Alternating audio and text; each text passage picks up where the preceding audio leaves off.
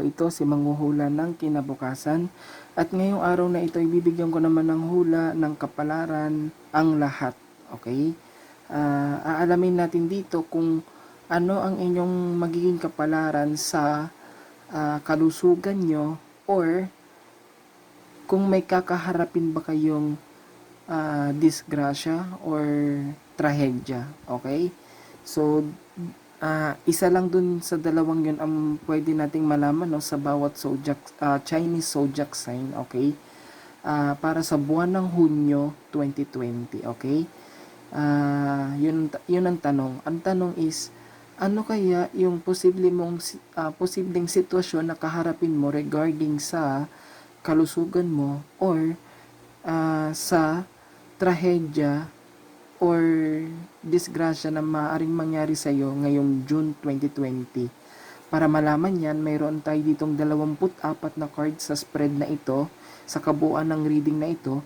Tigda 2 cards sa bawat Chinese zodiac sign, okay? So, may 3 bagay akong nais linawin, no? Una, ito ay 50% positive and 50% negative, no? So, kung ayaw nyo po mapakinggan yung negative part ng reading na ito, close nyo po yung YouTube, close nyo po yung video. Okay, at wag na magpatuloy. Kung gusto nyo pong malaman yung mga detalye, ay pagpatuloy nyo lang po yung panonood. Nga lang, wag sana kayo mag-comment ng mga masasakit na salita or mag-hit po ng dislike. At pangalawa, posible din naman itong mangyari at posible din namang hindi mangyari, okay?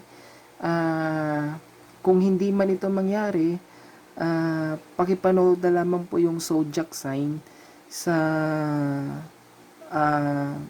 link na ito na makikita nyo sa description box. Baka sakaling doon po mag-resonate, okay? Kung hindi pa rin po, ay pasensya na po, abangan nyo na lamang po sa July, okay? At kaya nga, posibleng hindi mangyari. Kung ano man, kunin nyo lang po ito bilang gabay, bilang babala, or bilang mensahe. At pangatlo, para sa convenience ng lahat, maglalagay ako ng sa description box, maglalagay ako ng timestamp, okay? Para pag click niyo yung time na yon, diretsa na kayo dun sa sign na yon na gusto nyong panoorin, okay? So, magsimula na tayo. Para sa Year of the Rat, mayroon tayo ditong the Strength card and the Queen of Cups. Sinasabi dito na mag-ingat ka sa paglakad mo, okay? Posibleng makagat ka ng isang hayop. Mas malaki yung chance na aso to or pusa. Basta mag-ingat ka lang at huwag kang bara-bara sa paghawak ng mga hayop, no? Or pagtapak sa mga hayop, kasi yun ang nagiging sanhe para magalit sila at balikan ka at kagatin ka, okay?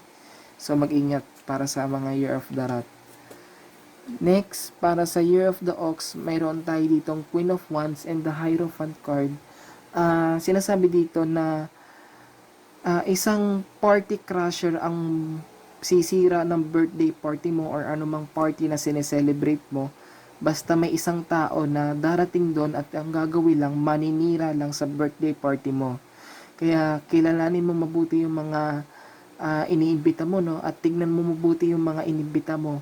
Baka mamaya bigla lang siyang dumating at bigla lang niyang siraan yung party mo. Okay? So, yan. At ito pala ay babae. Okay? Babae. Since nabunot ko ay Queen of Wands. Okay? So, mag-ingat. Year of the Ox din. Next, para sa Year of the Tiger, meron tayo ditong Ace of Wands and the Ten of Pentacles. Ano to?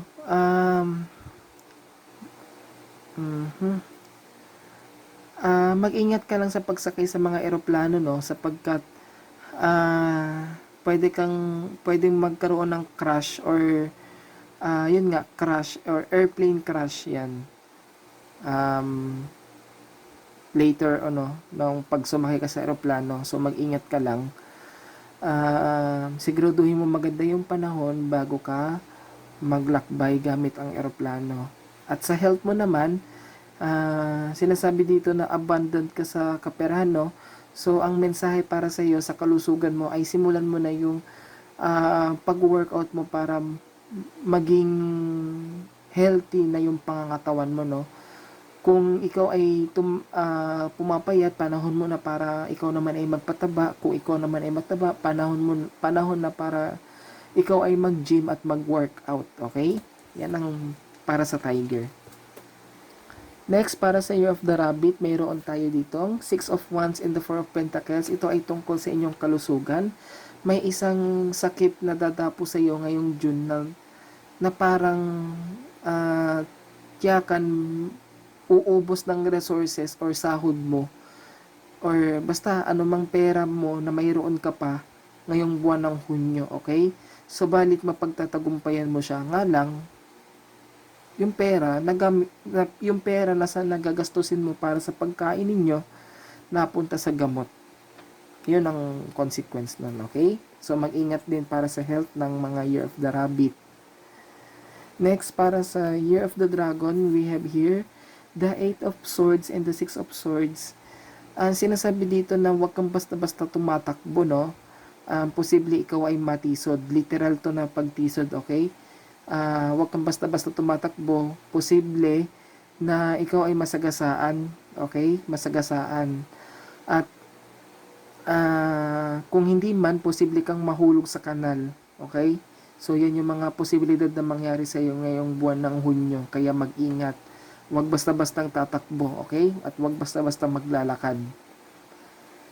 Susunod, mayroon tayo ditong Year of the Snake. Year of the Snake, we have here the Knight of Pentacles and the Page of Wands. Sinasabi dito na makikinig ka sa advisory ng pamahalaan, no? Posibleng ikaw ang isa sa mga matamaan. Malaki yung chance na matamaan ka ng COVID, no? Year of the Snake ngayong June. Kung hindi ka mag-iingat sa sarili mo at hindi mo susundin yung panuntunan ng gobyerno. Okay? So, yan ang para sa Year of the Snake. Next, para sa Year of the Horse, mayroon tayo ditong the Magician card and the Nine of Wands. Ito ay magandang card, no, para sa horse kahit na ang kategorya nito ay tragedy sapagkat nangyari na yung tragedy nung May. Posible na yung bagyong Ambo ay nalalanta sa inyo talaga ng sobra. Ito ay tumutukoy siguro sa bagyong Ambo, no?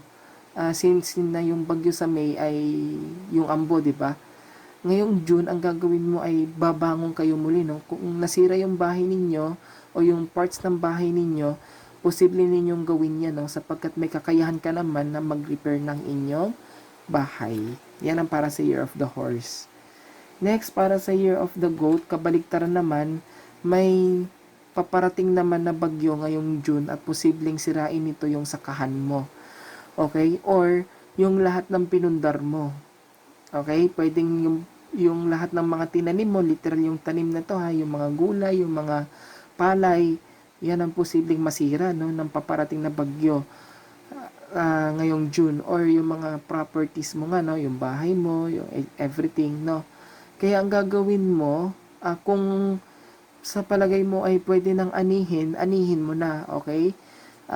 Para pag dumating yung bagyo ngayong June, kung sakali man, ay okay na, naani mo na, no? Hindi ka na mamumroblema at hindi ka na kumbaga luluha dahil nasira yung mga tanim mo, okay? Yan ang sa goat. Next, para sa Year of the Monkey, we have here the Eight of Wands and the Nine of Cups. Pag sinabi mo kasing Eight of Wands, ito ay, lalo na yung Eight of Pentacles and Eight of Wands, tumutukoy yan sa trabaho, no? So, kung masyado kang nagpapastress sa trabaho mo, yun ang delikado, no? Sapagkat may bigla-bigla lang tatama sa yung sakit na parang bulalakaw sa bilis. Okay? Maaaring matamaan ka na migraine or minor na sakit tulad ng lagnat, ubo, yan, sipon, or yung major na sakit na tulad ng stroke. Yan yung mga posibleng na matama, or hypertension or high blood. So, yan ang mga posibleng mangyari sa iyo ngayong June, Year of the Monkey. So, ingatan mo na yung kalusugan mo. Next, para sa Year of the Rooster, we have here the Five of Swords and the Empress card. Medyo malungkot to, no, para sa Rooster. Posible mo nang sukuan ang buhay mo, no. Dalawa yung nakikita ko. Una, Kung ang rooster ay nasa life or death situation na sa ospital, parang nasa ICU na, posible siyang sumuko na sa buhay at hindi na lumaban pa sa sakit na kanyang nararamdaman. Posible na siyang mamatay ngayong June. Okay? Yung rooster na yon. Or, kung ito naman ay tungkol naman sa mental health, baka nagdadanas ka ngayon ng ng mental mental stress, sobrang mental stress dito, posibleng magkaroon ng suicidal na magaganap, no? So, kung alam nyo na may mga rooster na posibleng malagay sa alanganin yung buhay, posibleng sukuan yung buhay niya or posibleng mag-suicide, lapitan nyo na kaagad at aliwin nyo, okay? Kasi kung hindi, baka tuluyan na siyang sumuko sa buhay. Next, para sa Year of the Dog, we have here the 7 of Swords and the 9 of Swords. Mag-ingat ka lang sa taong nakakasalamuha mo araw-araw, no? Posibleng may tao sa iyo na mabiktima ka ng scam, okay? Kung hindi scam, budol-budol, okay? So mag-ingat, no? Or hold up.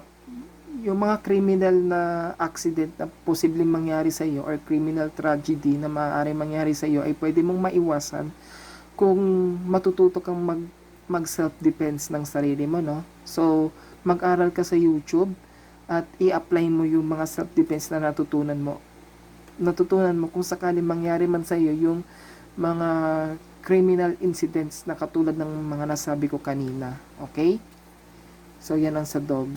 Next, para sa last but not the least, sa Year of the Pig, mayroon tayo ditong Knight of Wands and the Two of Wands. Sa Year of the Pig, may nakaplano ng travel, no? Sa isang malayong probinsya dito sa ating bansa. Itong probinsya na ito ay nakikita ko sa Northern Luzon to parting Baguio, parting Cordillera Administrative Region, basta North Luzon. Mag-ingat lamang, baka may mangyaring road accident, no, sa adventure na ginagawa mo. Okay? So, kung maaari, i-apply mo yung blow bag na sinasabi, no, at yung sarili mo. Okay? Wag mong hayaan yung sarili mo na mapagod ka or antukin ka sa biyahe kasi doon nagsisimula yung mga aksidente. Okay? Para sa Year of the Pig. So, yan yung kabuuan ng reading ko, no, sa inyong lahat para sa buwan ng Hunyo 2020. Sana inyo po itong nagustuhan. Kung inyo pong nagustuhan, ay click nyo po yung like, share, and subscribe sa aking channel.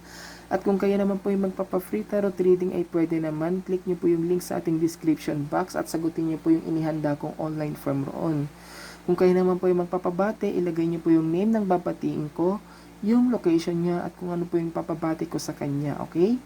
So, maraming salamat sa inyong lahat mga kasama sa paglaan ng oras sa aking video. Ingat kayo riyan at magandang buhay sa inyong lahat.